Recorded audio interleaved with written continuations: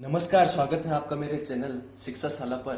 तो अपन बात कर रहे थे कि राजस्थान सरकार ने 8th क्लास और 9th क्लास का जो पुराना सिलेबस था आरबीएसई का, उसको हटाकर एनसीईआरटी का नया सिलेबस जारी करा है, जिसकी प्रश्नावली 1.1 जो संख्या पद्धति की थी वो अपन ने कर ली थी। तो आज अपन करने वाली है प्रश्नावली 1.2, ठीक है, जिसमें पहला क्वेश्चन क्या है, हमें बताना है जो ये लिखा हुआ है वो सत्य है या असत्य है, ट्रू और फॉल्स हमें बताना है। जैसे देखिए इसमें पहला क्वेश्चन क्या है कि प्रत्येक अपरिमेय संख्या एक वास्तविक संख्या होती है। तो प्रत्येक अपरिमेय संख्या एक वास्तविक संख्या होती है। जब मैंने 1.1 कराई थी उससे पहले मैंने बेसिक करवाया था पूरा। अगर आपने वो नहीं देखा वीडियो तो एक बार देख लीजिए, आपको समझ में आ जाएगा। मैंने बताया था वास्तविक संख्या दो प्रकार की होती है, परिमेय भी होती है और अपरिमेय भी होती है। अब देखो अपरिमेय में क्या क्या आता है, मैंने बताया था आपको। एक तो पाई का मान आता है 3.14 जो आगे भी चलता है, और एक ऐसी संख्या आती है जिनकी आवृत्ति अनावसनीय होती है, यानी 0.10, 100, 1000 इस तरीके से, ठीक है। ऐसी संख्या है जिनका भाग देने पर जो भागफल आता है उनकी आवृत्ति अनावसनीय आवृत्ति होती है। और एक ऐसी संख्या होती है जिनका वर्गमूल नहीं निकलता, जैसे वर्गमूल का 17, वर्गमूल का 15, ठीक है। ये सारी संख्याएं वास्तविक संख्या होती है। अवास्तविक संख्या तो क्या होती है, जिनका कोई वास्तव में मान नहीं होता, जिनकी खाली कल्पना कर सकते हैं। जैसे देखो 4 का वर्गमूल तो निकलता है, लेकिन अगर आप इसमें माइनस लगा दे तो -4 का वर्गमूल नहीं निकलता। इसका आंसर आता है 2 आयोटा। और आयोटा क्या होती है, काल्पनिक संख्या, जो आप 11th क्लास में पढ़ोगे। अभी के लिए आपको याद रखना है कि परिमेय और अपरिमेय दोनों ही संख्या वास्तविक संख्या में आता है, ठीक है। आप पहला चैप्टर देख लीजिए, उसमें बेसिक मैंने अच्छे से बता रखा है। अब ये क्या करा है, संख्या रेखा का प्रत्येक बिंदु अंडरवुड m के रूप में होता है, जहां m क्या एक प्राकृत संख्या। ये क्या कह रहा है, देखो संख्या रेखा पर, संख्या रेखा ये रही संख्या रेखा, इसमें क्या होता है 0, 1, 2, 3, 4 ऐसी संख्या होती है, इधर होती है माइनस की संख्या।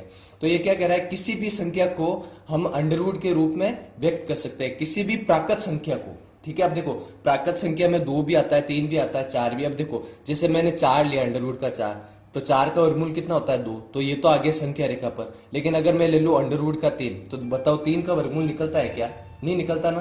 तो ये संख्या रेखा पर आएगा, नहीं आएगा। समझ में आ गया।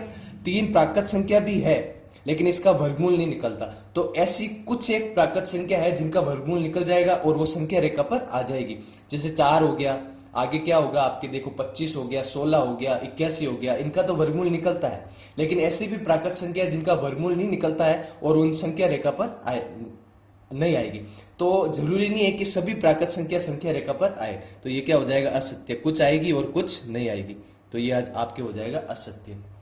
देखो एक क्या कह रहा है कि प्रत्येक वास्तविक संख्या एक अपरिमेय संख्या होती है। ये बोल रहा है प्रत्येक वास्तविक संख्या एक अपरिमेय संख्या होती है। ध्यान से सुनना, वास्तविक संख्या में क्या आता है, परिमेय संख्या भी आती है, ठीक है, और क्या आती है, अपरिमेय संख्या भी आती है।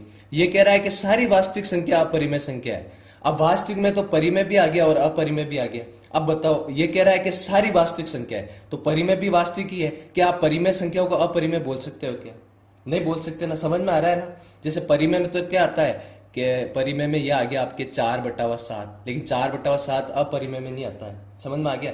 जैसे आपके ये आ गया, मान लो पाई का मान 22/7 आ गया, तो 22/7 तो परिमेय में आता है लेकिन अपरिमेय में नहीं आता, ठीक है। तो ऐसी संख्या, सारी संख्या आपके अपरिमेय वास्तविक नहीं होती, खाली जो अपरिमेय संख्या है वही वास्तविक में आएगी, ठीक है। क्योंकि जो परिमेय संख्या होगी वो भी वास्तविक होगी, लेकिन ये क्या क्या बोल रहा है कि प्रत्येक वास्तविक संख्या। अब वास्तविक में तो भैया परिमेय भी आती है और अपरिमेय भी आती है, ठीक है। तो अपरिमेय है, लेकिन परिमेय संख्या तो अपरिमेय नहीं होगी ना। तो ये भी आपके क्या हो गया, असत्य हो गया, ठीक है। आपको अगर अच्छे से ये समझना है तो मैंने शुरू में बेसिक बताया था पूरा अच्छे से, वो आप वीडियो देख लीजिए, आपको प्ले लिस्ट में मिल जाएगी, ठीक है, या ऊपर सजेशन में भी आपको मिल जाएगी। अगला क्वेश्चन देखिए क्या है, क्या सभी धनात्मक पूर्णांकों के वर्गमूल अपरिमेय होते हैं, यदि नहीं तो ऐसी संख्या के वर्गमूल का उदाहरण दीजिए जो एक अपरिमेय संख्या है। ये क्या कह रहा है, सभी धनात्मक पूर्णांकों, पूर्णांक लेने, जैसे धनात्मक पूर्णांक कहां से शुरू होता है, 0, इधर माइनस का चलता है, लेकिन ये कह रहा है धनात्मक लेना है, तो प्लस वाली संख्या 1, 2, 3, 4, 5 ऐसे लेने। ये क्या कह रहा है, क्या सभी धनात्मक पूर्णांकों के वर्गमूल अपरिमेय होते हैं क्या, तो सभी के तो नहीं होते भाई। अपरिमेय संख्या किसे कहते हैं, जिन संख्याओं का वर्गमूल नहीं निकलता। जैसे माना हाँ भाई 3 का वर्गमूल निकलता, 2 का नहीं निकलता, लेकिन 4 का वर्गमूल तो निकलता है। कितना होता है, 2। 4 का वर्गमूल निकलता है ना, तो ये तो क्या हो गए आपके अपरिमेय हुए नहीं। जैसे आपके मान लो 16 हो गई, 16 का भी वर्गमूल निकलता है, कितना होता है, 4। हाँ ऐसी संख्या आ जाती है 5, 6 इनका वर्गमूल निकलता। कुछ संख्याओं का निकल जाता है और कुछ संख्याओं का नहीं निकलता। तो इसने पूछा उदाहरण दीजिए जिसका निकलता है, तो किसका निकलता है, 16 का निकल गया 4, और 4 परिमेय संख्या कैसे, इसके नीचे 1 मान लो। समझ में आया? ऐसे कैसे आप 64 का निकाल लो, कितना होगा 8। तो बहुत सारे उदाहरण दे सकते हो, अंडर रूट का 64, 81, ठीक है, इसका हो गया 9, इसका हो गया 8, नीचे 1 मान लो। तो ये हो गई परिमेय संख्या, ठीक है। तो ये सत्य असत्य का था, सिंपल ही था। अगर नहीं आया आपको समझ में, फिर भी कुछ डाउट है, तो मैंने एक इंडेक्स बना के अच्छे से समझाया था पहले चैप्टर में, वो देख लीजिए, आपके सारे डाउट क्लियर हो जाएंगे, ठीक है। अब अगले क्वेश्चन की ओर बढ़ते हैं अपन। देखिए तो अगला क्वेश्चन आपके क्या है, तीसरा क्वेश्चन। ऐसा क्वेश्चन आपके एग्जाम में भी आएगा, ठीक है। अभी तक जो पढ़ाया था सत्य असत्य में से, उसमें तो कुछ नहीं आने वाला, वो समझने के लिए काम का था, लेकिन ये क्वेश्चन आपके एग्जाम में आएगा। तो हमें क्या करना है, दिखाइए कि √5 को संख्या रेखा पर किस प्रकार निरूपित किया जाएगा। देखिए अभी तक संख्या रेखा क्या होता है, अपन ने क्या पढ़ा 8th क्लास में, संख्या रेखा क्या होता है, एक लाइन होती है जिसमें बीच में क्या होता है 0, इधर तो संख्या चलती है प्लस में, और इधर आपकी संख्या किस में चलती है, माइनस में चलती है संख्या, ये माइनस में चलती है। तो देखो अगर आपको ऐसे ही बोलता कि भाई 4 को निरूपित कीजिए 5 को, तब तो आप 4 और 5 को लगा देते, या फिर कोई परिमेय संख्या भी दे देता 5/4, 6/4, तो इसको भी कैसे निरूपित करते हैं वो 8th क्लास में अपन सीख के आए। लेकिन अंडर रूट वाली संख्या को कैसे निरूपित करें वो अपन को अब बताना है, इसीलिए इसने पूछा है किस प्रकार निरूपित किया जाएगा। तो देखिए यहाँ पर कोई भी 5 का वर्गमूल तो निकलता नहीं है, अगर इसकी जगह 4 होता तो 4 का वर्गमूल कितना होता, 2, तो 2 को अपन यहाँ निरूपित कर देते, लेकिन 5 का वर्गमूल नहीं निकलता। तो 5 को कैसे निरूपित करेंगे, 5 को निरूपित करने के लिए हमें संख्या रेखा पर क्या बनाने पड़ेगा, एक समकोण त्रिभुज। समकोण त्रिभुज में एक कोण कितने डिग्री होता है, 90 डिग्री। 90 डिग्री के सामने क्या होता है, कर्ण, ठीक है। और ये जो आपकी ऊंचाई 90 डिग्री में जाती है उसको बोलते हैं लंब, और इसको क्या बोलते हैं, आधार। एक समकोण त्रिभुज बनाना है जिसमें जो कर्ण है, कर्ण को क्या लेना है, √5, ठीक है। ऐसे आपको बनाना है, कैसे समझो, जैसे हमें √5 को निरूपित करना है तो इसको तो लेना है कर्ण। अब समकोण त्रिभुज का एक नियम होता है, अभी तक आपने नहीं पढ़ा होगा, कि कर्ण का स्क्वायर बराबर क्या होता है, आपके लंब का स्क्वायर प्लस क्या होता है, आपके आधार का स्क्वायर, ठीक है।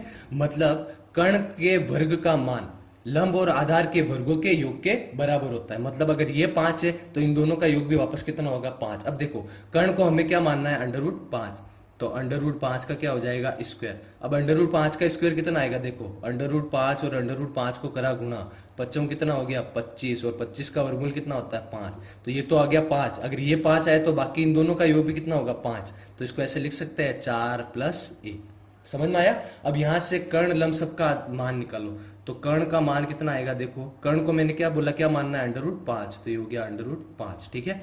उसके बाद लंब का मान, लंब का मान देखो, लंब का स्क्वायर है 4, स्क्वायर हटते क्या लगेगा, वर्गमूल, और 4 का वर्गमूल कितना होता है 2, और आधार वापस स्क्वायर हटा लगेगा वर्गमूल, 1 का वर्गमूल कितना होता है 1। तो कर्ण तो है √5, लंब कितना है 2, और आधार कितना है आपके 1। समझ में आया? तो सबसे पहले आपको क्या बनाना है, सबसे पहले आपको बनाना है आधार। आधार कितना है 1, तो ये 0 से लगा कर ये कितना हो गया आपके 1। उसके बाद देखो लंब कितना है 2, तो यहां से 1 से ये अपने पास आधार आ गया, ये तो आ गया अपने पास आधार, 0 से लेकर 1 तक अंक दिए। अब अपन को बनाना है कितना, लंब कितना बनाना है 2, ठीक है। यहां से 1 तक तो अपने आधार आ गया, यहां से बनाना आपको लंब कितना 2, और लंब हमेशा होता है 90 डिग्री में, तो आपको पहले 90 डिग्री कोण बनाना है। प्रकार चांदे किसी से भी बना सकते हो, कोई फर्क नहीं पड़ता। जैसे मान लो ऐसे 90 डिग्री कोण आपने बना दिए, 90 डिग्री का कोण। अब देखो लंब का मान कितना है 2, तो यहां से 2 का काटना आपको चाप, ये मान लियो मैंने चाप आपको काट लिया, ठीक है।